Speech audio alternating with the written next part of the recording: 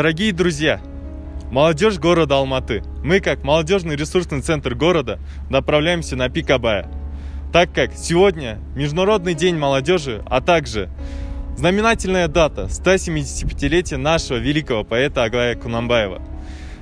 Так что пожелайте нам удачи, мы начинаем.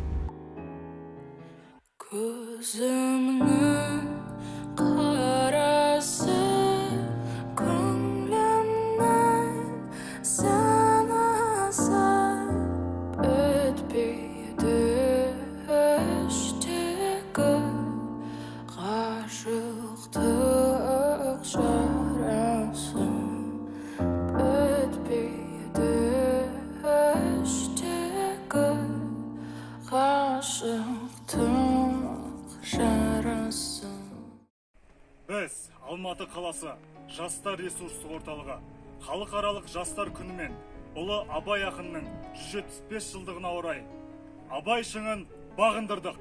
Мы молодежный ресурсный центр города Алматы.